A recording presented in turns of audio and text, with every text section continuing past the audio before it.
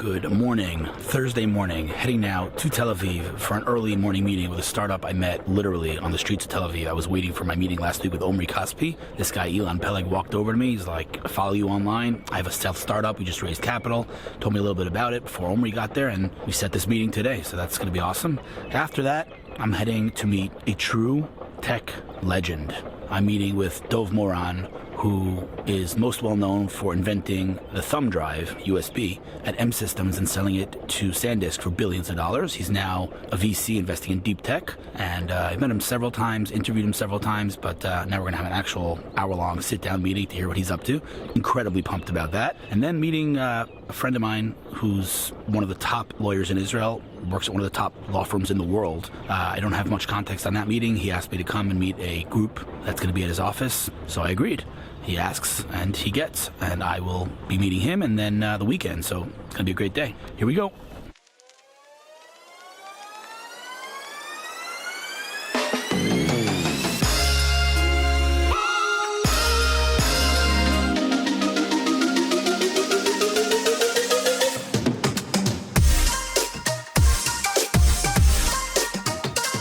Made it to Tel Aviv.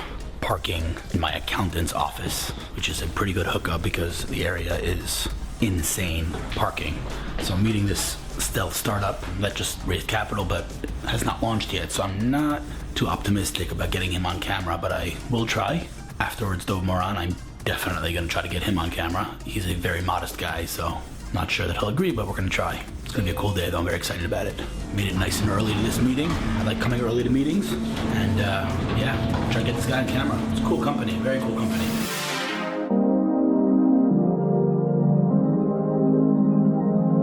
So it was, 2 weeks ago now, I think, something like that. 2 weeks ago, I'm waiting for Omri Kaspi, the NBA player, now Maccabi Tel Aviv player, in a cafe a couple of blocks from here.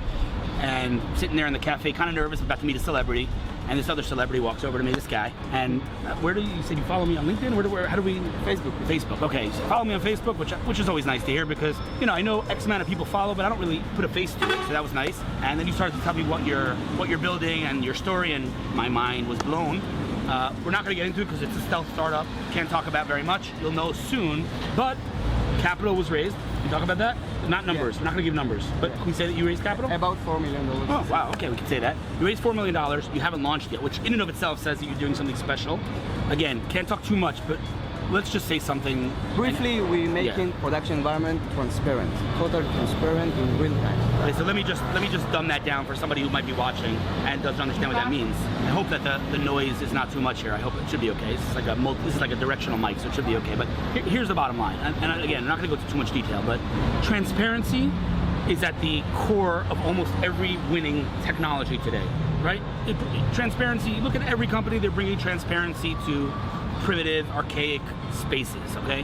When it comes to development, when it comes to building digital products, I'm calling it, it is a little bit of a broken process. And again, I'm not gonna go into too much detail, but let's just say, if I'm a developer, I want to see the fruit of my labor, and I want to see it fast, I want to iterate. I mean, the name of the game in entrepreneurship. Basically, we want to make some iterative processes into faster and real time. Real time. We want to make iterative process of how you interact with production environments into your organization to totally real-time and transparent. Right. Okay. Now, listen, I'm being careful what I say, but if you could say that much, then we're good. The bottom line is you're changing that game. It's a relatively new space. There are a couple of players in the space. You have some incredible names involved. Can you talk about that or not so much? Not so much for that moment. Some incredible names involved.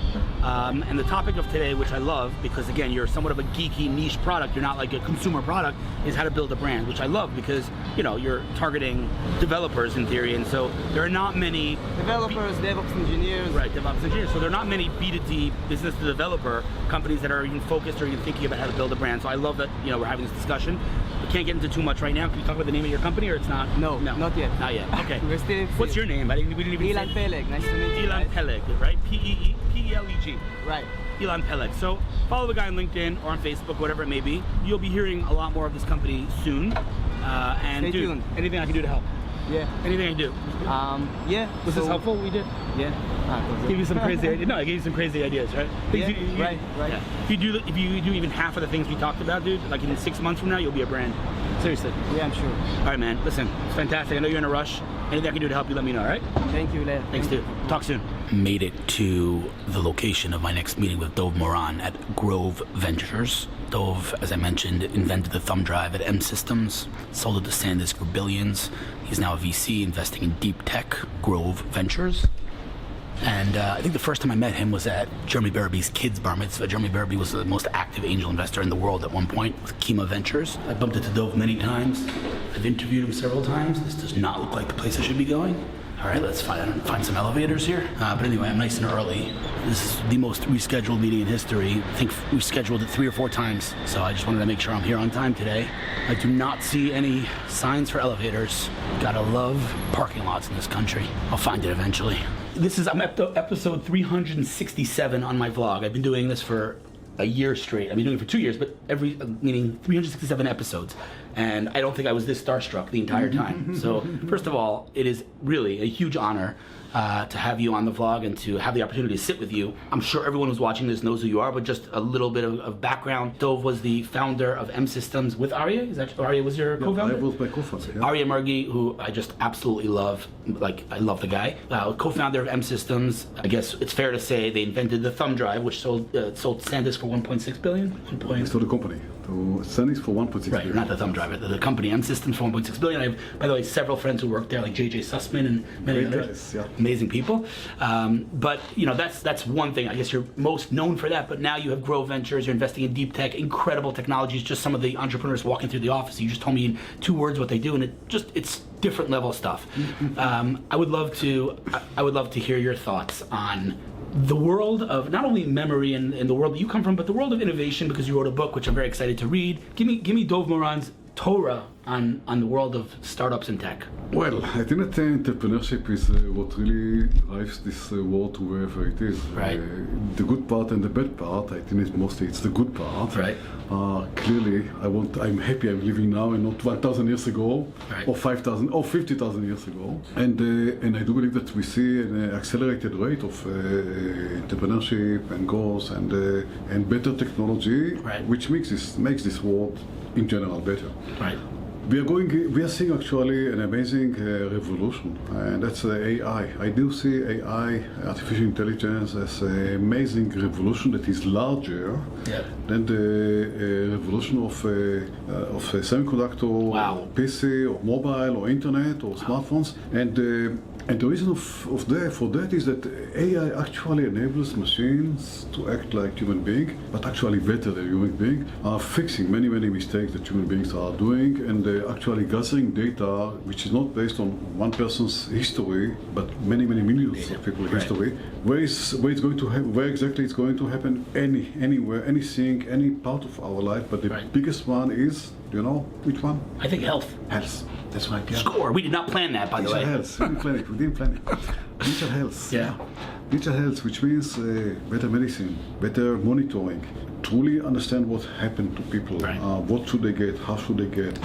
There are some, pardon for interrupting you, there are some companies in this country, I don't know if I'm allowed to talk about the companies that aren't in your portfolio, but there are some companies using AI in the health space, like Zebra Medical and Healthy.io, and I spoke to Yonatan Adir yesterday. I mean, these guys are just building just bananas technology. I mean, it's just crazy what AI is doing. By the way, I'm just going to say one thing. Hold on a second. I have 2 phones here, the iPhone 10 and the new Pixel. Okay, now notice the difference in the back here. What's the difference? The difference is this has 2 cameras and this has 1.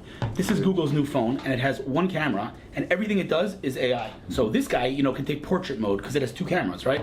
Here, what this can do with 1 camera, it's all post-processing, all software. So if I take a picture of us, right, I'll just show you right now in portrait mode. Watch this. So I'm taking a regular picture right now. Now, if I open that picture, you see how it's not blurry yet? Now it's processing it. It's processing it. Look what it did. It made it blurry. You see that? Yeah. That's software. That's AI. This guy has hardware. This guy's all software. So AI is everywhere. It's affecting all. I don't know if you've tried the Pixel phone, but it's magic. That was a plug for Google. Yeah. Okay. Anyway, go on. Sorry to interrupt you. Yeah. Great, wonderful. So I'm the managing partner of Grove. Right. Doing deep technology, early stage deep technology, seeing amazing people, amazing technology, amazing innovation, inventions. Working very close to the universities in this country, and we have amazing fund with great performance. Right. So a couple of things. First of all, Dov Moran is differentiated from everyone else in many ways. Obviously your background, but beyond that, this fund, I mean, you're literally getting on the plane with your companies and flying around the world. You're hands-on value. You're bringing the whole weight of the name Dov Moran to your companies. It's not just a check. It's mega value to your companies. Mega. Well, I hope so. I think so. My philosophy, I'm not a finance guy. I'm entrepreneur, I'm engineer, I'm hard worker, maybe. And part of it, these are young companies. They have great people, great ideas, but I can bring my scars. All your experience. History, the disasters, lessons, the lessons, the failures, the success stories. I do have some success stories as well. But I think that those scars are important. 100%. It's more important than the successes. I can't tell the people maybe how to succeed, but I can tell them how not to fail. I love it. That's amazing. And yes, and I do have this great relations and connections with many people worldwide. If someone's watching this and they dream of having Dov Moran as an investor, what are your criteria to invest in a company? Okay, first of all, there are filters. It has to be Israeli company only. Okay. It has to be early stage. It has to be deep technology, which deep technology means semiconductor, hardware, sensors, AI, machine learning, science. Yeah. Love it. Now, okay, if you pass the filters, you come to a meeting. And now we are beginning to look at you. Actually, there are 3 criteria for investment. That relates to I think that most of the investors worldwide. Okay. What's most important? People. What's written there? Value. People first, creating value. People first. People is the most. How are the people? It's not a matter of IQ, but IQ is important. Yeah, we don't invest in idiots, but EQ is much more important than AQ. Is very important. AQ. Do you know what's AQ? No. Adversity quotient. Adversity? Adversity, yeah. Okay. You, as entrepreneur, how you handle with challenges? You will go through many challenges, many disappointments, many troubles, many issues that you didn't expect. How would you struggle with that?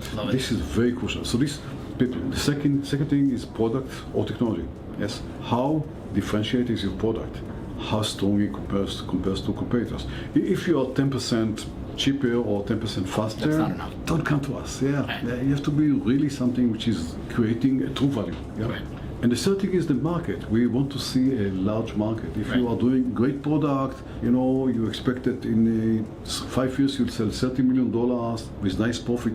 It's a good company. It could be great. Maybe it's great for angels. Maybe it's great for others. Maybe get money from whoever. And you can succeed very nicely, but it doesn't fit the fund. Right. Yeah, that's it. Yeah. So I don't know if you want to talk about this on camera. If not, I'll just edit it out. But I talk about everything you want. The fund itself, was there Fund A and Fund B, or it's still Fund 1? Yeah, this was Fund 1. Okay. We invested in certain companies. 1-3.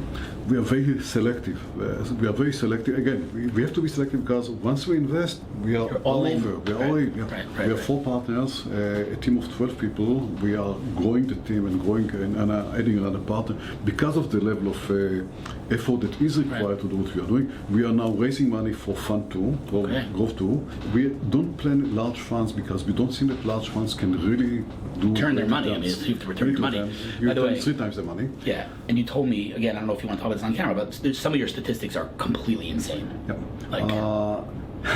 Well, the average increase in value in our companies that we invested from the post-money of the first investment, our investment, to the pre-money of the next one is 4.5 times. That's the average. Now you may say, okay, maybe the other rounds were small, maybe they were with not really important guys. Okay, average size of the follow-on investments to our companies was average size, $20 million, large rounds, and the investors in the follow-on investments were done by Microsoft, Intel, Qualcomm. Is Microsoft Ventures in Israel now? Yeah. What's it called? M12? What's it called? M12, or M8 or M12. Something like that. They're in Israel? Yeah, of course they are, yes. I mean, like they have an office? I didn't even know that. They have an office, yeah. Really? Moni Hasid, he's the guy. I don't know.